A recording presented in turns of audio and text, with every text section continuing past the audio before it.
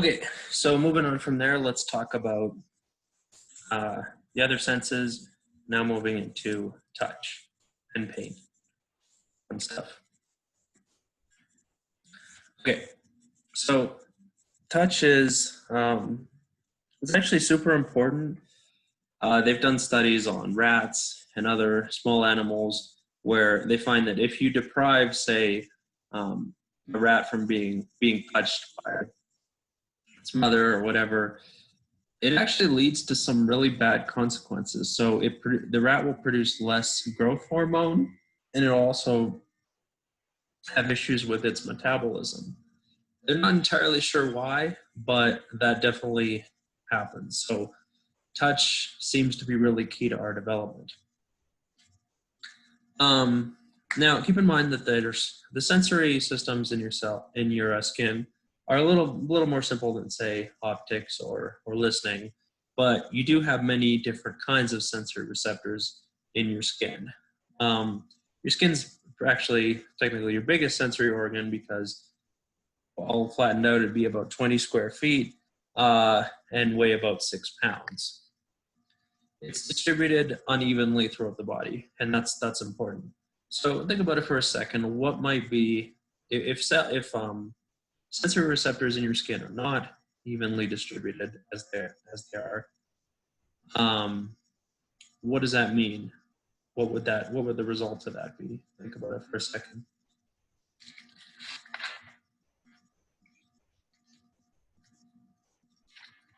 Well, the result is that not everywhere is going to feel senses of touch equally. Right? Some areas are definitely more sensitive than others. So some areas like, say, your hands, lips, face, very sensitive, right? They have more receptors. Your back, your arms, your legs, not so much, not so sensitive to touch. Again, this is all going to kind of have all the different receptors in your skin are not the same. They're some of them are really only for pressure, some are for heat only, some are for cold only, and some can do each of them or even a couple of them. So keep that in mind. Okay, let's watch the video.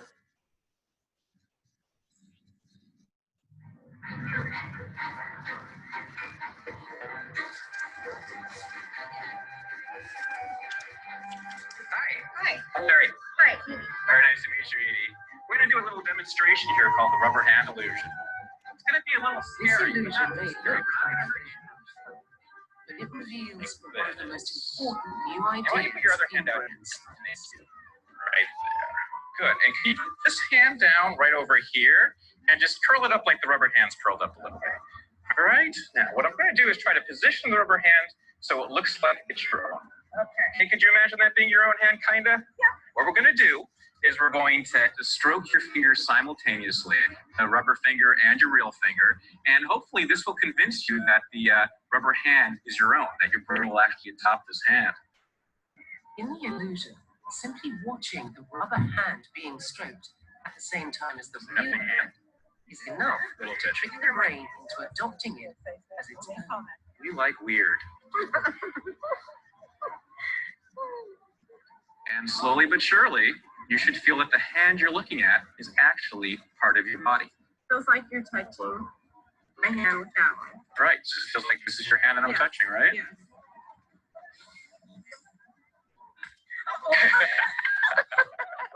You okay? Yeah. Good. Try that at home with your kids. Yeah. The rubber hand illusion is a wonderful example of how multisensory perception can influence how we perceive our own body.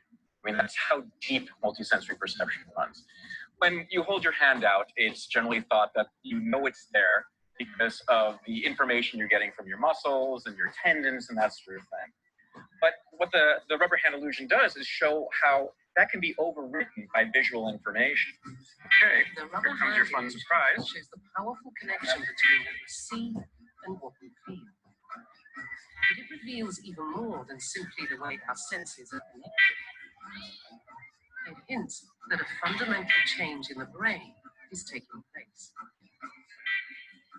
Oh!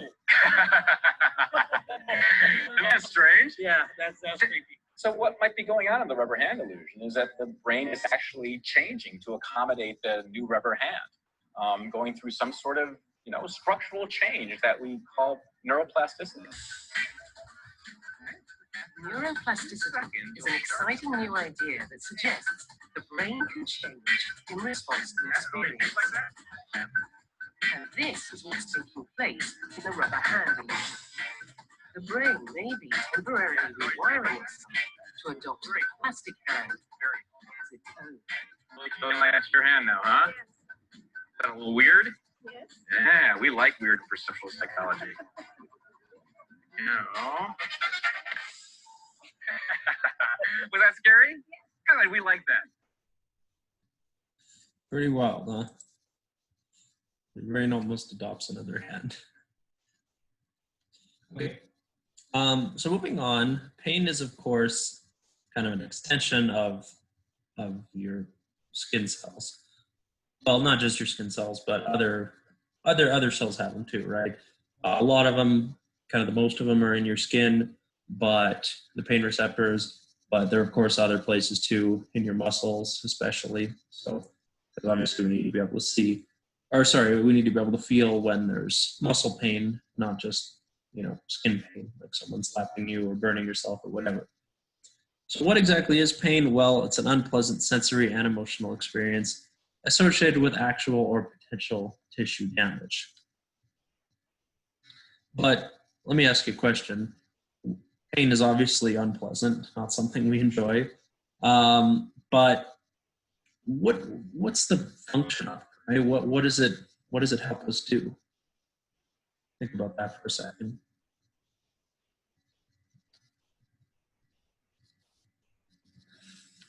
By the way, receptors for pain are a little bit special, and they're called nociceptors. So remember that too. They're small sensory fibers, and we have millions. Like I said, mostly in your skin, but other places too, especially in your muscle. Okay, so but back to the question. Well, what is the function of pain? Well, it helps us a lot. It tells us to stop doing whatever the hell we're doing. Okay, so if you touch say stick your hand on a frying pan for whatever reason, pain is your body's way of telling you, get your hand the hell off there, right? If you break your ankle and then you try to walk on it, pain is your way of your body telling you, okay, your ankle is not working, you're damaging it first, you're not letting it heal by walking on it, get off it, sit down, right? That's what pain is doing. It's very important. It tells us whenever we're damaging or hurting our bodies. Not hurting, but yeah, really damaging our bodies. And we're going to just see in a minute what life would be like when you can't feel pain. It's actually quite difficult. But just a couple other things before we move on to that. So there's something called pain tolerance. This is basically how much pain can people tolerate, as the name would say, before they break down in some way. Okay, this is different from a pain threshold, and this is the sensation, when a sensation turns into a pain, right? So if someone kind of just pokes you in the arm, that's a sensation. If they dig their finger in there and really hard, the point at which it crosses over to being pain, that's the pain threshold, right? Okay. How do we quantify this? Well, you'll usually use some sort of scale like this with the little smiley faces, and it's tough to know how accurate that actually is. And some people do research on how to better quantify pain and whether these scales actually work or not. This one might be better. I don't know. Too serious for numbers. I like that one. Okay. So let's watch a video and keep getting at this idea of how pain is adaptive.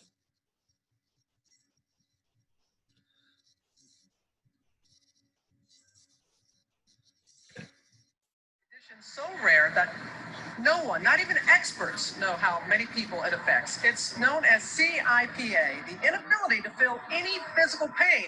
And that 12-year-old girl is using her diagnosis to make a difference. GMA special contributor Cameron Matheson had a chance to spend some time with her. Here's the story.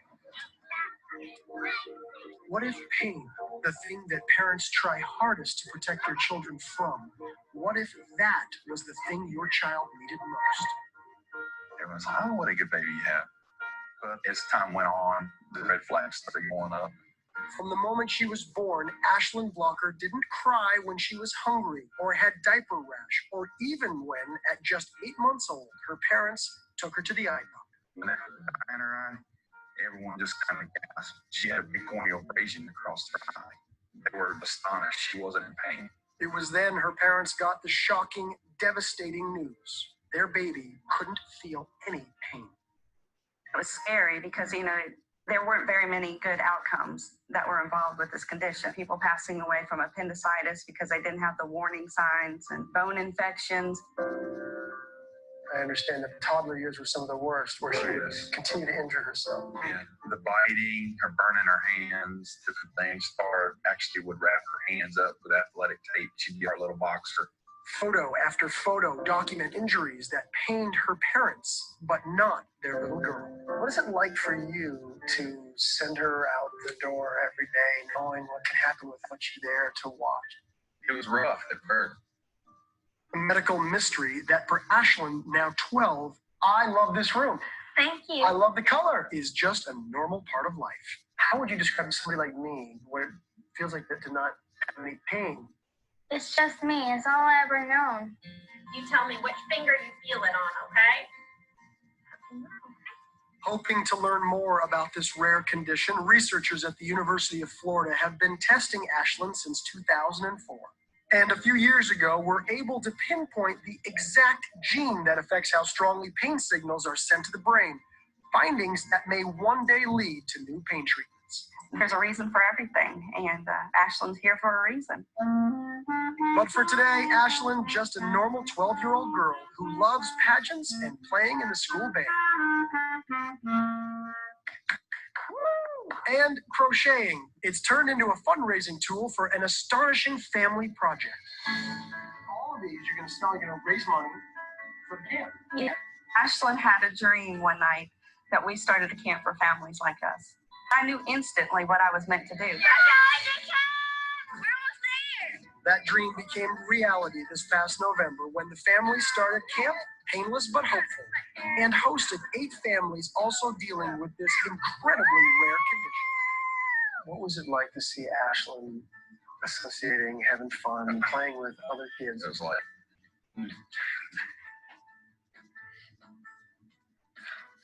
It was amazing, unforgettable time for sure. I mean, to actually be in a room and presence of someone who knows what we've been through. I mean, know your daily life, your daily struggles, and know you're not alone anymore. Okay, so we'll stop there. So you can kind of see my point, right? It's pretty tough to function when you can't really feel pain, right? Because it doesn't tell you, oh, my appendix burst, you should be in pain, go to the hospital, but you wouldn't actually know, right? Okay, moving on from there, let's talk a little bit about pain tolerance. So, like I said before, pain tolerance is how much pain can you endure before you break down and react in some way. Pain threshold, in contrast, is again when a sensation turns to pain, right? And consistent finding is usually that pain thresholds tend to be about the same, right?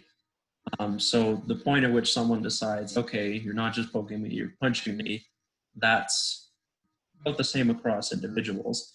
Pain tolerance, on the other hand, so when you just, can't endure pain anymore, that is not so consistent. That varies quite a lot by a person, right?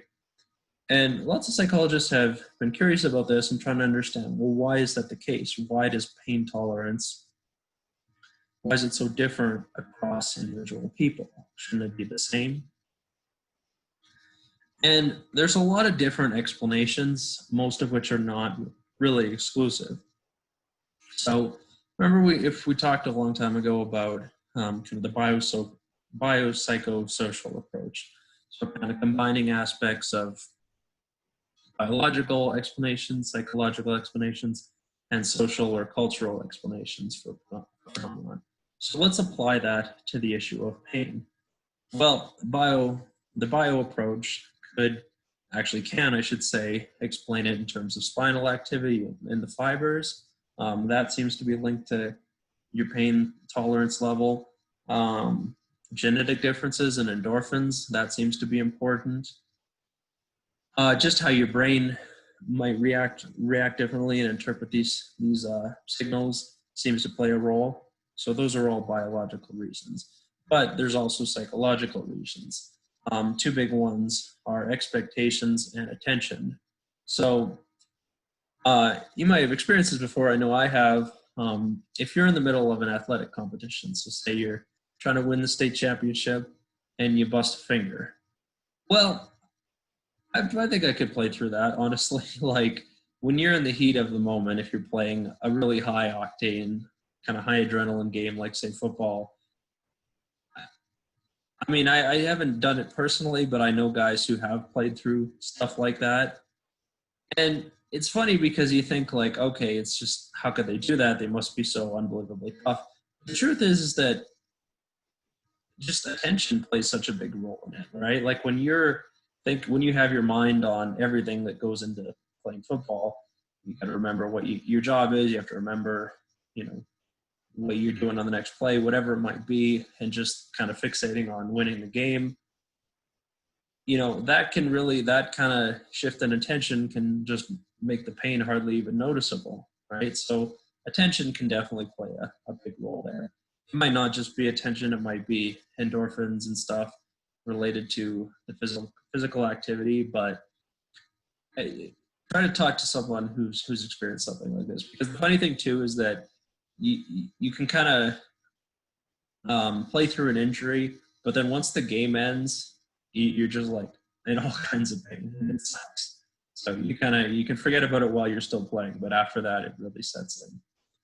Anyways, another one is, of course, expectations, right? So are you expecting something to be painful, right? Do you